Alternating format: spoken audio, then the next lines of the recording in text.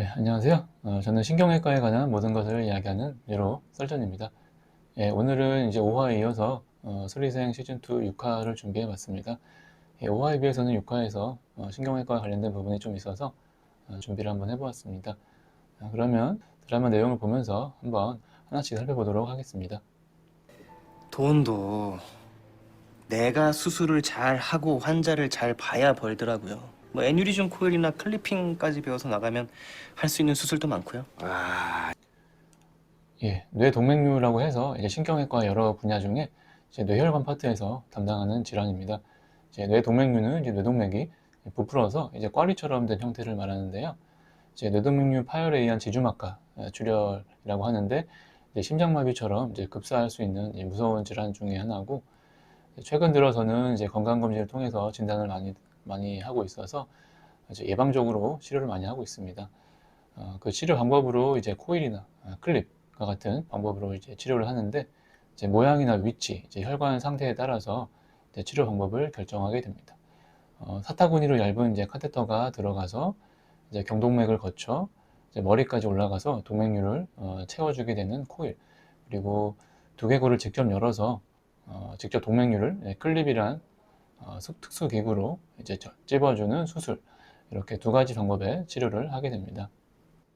이왕 아프려면 3월엔 아프지 마라. 2월 28일까지만 해도 본과 학생이었는데 3월 1일부터 인턴이야. 예, 맞습니다. 3월 1일부터 의사 면허를 가지고 이제 환자 진료를 시작하게 되는데요. 이제 대학병원 등의 이제 수련병원에서 이제 의사뿐만 아니라 간호사 등의 이제 의료진의 많은 이제 변화가 있기 때문에 아프려면 이제 3월에 아프지 말라, 이런 얘기가 나올 정도입니다. 물론 이제 인턴 선생님들의 이제 지식이나 이런 건 이제 기본적으로 갖춰져 있긴 한데, 의사 업무는 직접 이제 환자를 상대하는 술기 업무가 많기 때문에 이제 익숙해지려면 이제 최소한의 시간이 필요합니다. CS1국에서 꼭 만나자. 전 이미 신경외과로 정했습니다.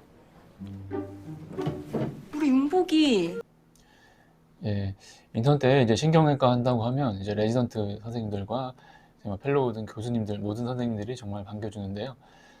저도 이제 인턴 시절에 신경외과 한다고 했던 첫날에 이제 신경외과 의국에 처음 들어간 날이죠. 그래서 들어가자마자 이제 환호성을 지르는 선생님들과 첫 만남이 아직도 기억이 납니다. 지금까지도 이제 신경외과를 선택한 것에 이제 후회는 없고, 정말 잘한 선택이라고 생각을 하고 있습니다. 정말 들어와 보면 매력적인 분야이니까 많이 지원해 주세요.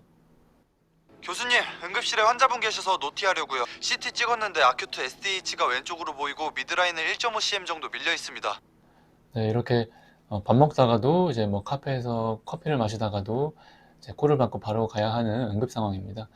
지금은 뭐 여유 있을 때 이렇게 전화를 받지만, 밤에 당직 때 잠깐 자고 있을 때도 이런 콜이 오면 바로 나가서 수술을 해야 되는 응급 상황이 많습니다.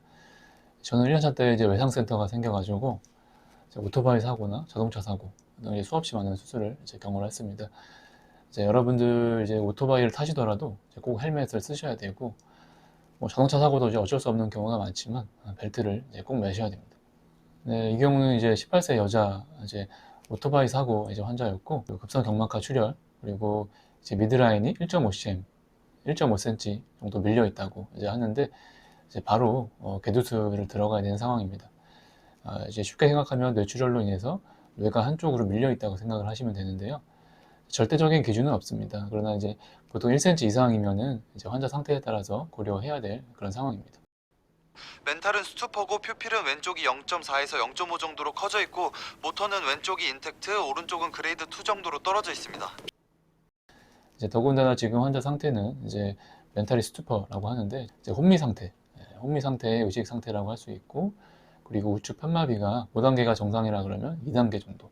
그래서 편마비가 동반된 상태이기 때문에 수술을 통해 감압을 해줘야 될 상태입니다. 그리고 두개골을 제거해서 이제 밀려있던 뇌를 한쪽으로 풀어주는 수술을 하게 되는데, 이제 제거한 뼈는 이제 냉동 보관했다가 추후에 환자 상태가 괜찮아지면 이제 뼈를 덮어주는 그런 수술을 하게 됩니다. 꿀꺽 하세요. 꿀꺽. 조금만 더 할게요. 꿀꺽. 자, 다 됐습니다. 수고하셨습니다. 네, 이거는 이제 비위관이라고 해가지고 저도 이걸 학생 때 환자들의 이제 고통을 느껴봐야 된다면서 직접 하게 하신 이 소화기내과 교수님이 계셨습니다. 그래서 이제 코를 통해 들어가서 이제 위까지 들어가서 이제 삼키는 능력이 떨어진 환자에게 이제 많이 시행하게 되는데요. 이제 꼭 필요한 것이긴 하지만 이제 정말 힘듭니다. 이제 코로 들어가서 이제 목으로 넘어갈 때 뭐 기도로 잘못 들어가면 기침을 하기도 하고 이제 토할 것 같은 느낌이 들고 정말 힘든 상황입니다. 그런데 이걸 이제 양쪽 코에 이제 2개씩이나 하고 있으면 정말 이제 고통스러울 것 같은데요.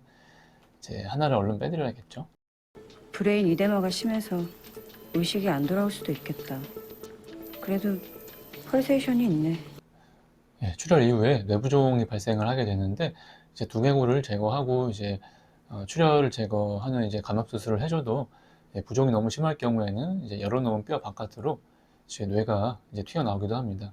그래도 이제 펄세이션이 있다는 얘기는 뇌 박동이 있다는 얘기인데 심장이 뛰는 것처럼 뇌도 숨을 쉬는 움직임을 볼 수가 있습니다. 아직 박동이 있다는 얘기는 이제 순환이 그래도 어느 정도는 원활해서 이제 회복될 가능성이 있다는 얘기가 되겠습니다. 정말 어떻게 보면 이제 살리기 위한 그런 이제 응급 수술을 한 상태이고 이제 환자 의식이 돌아오는 것은 이제 그 다음 문제입니다. 그래서 환자가 의식이 없기 때문에 이제 우선 수술을 이제 들어가게 되는 것이고 이제 보호자를 나중에 찾게 되는 경우가 많습니다. 네, 이렇게 신경외과 관련된 부분만 한번 리뷰를 해 보았습니다. 끝까지 시청해 주셔서 감사드리고 지금까지 뉴로 설전이었습니다. 감사합니다.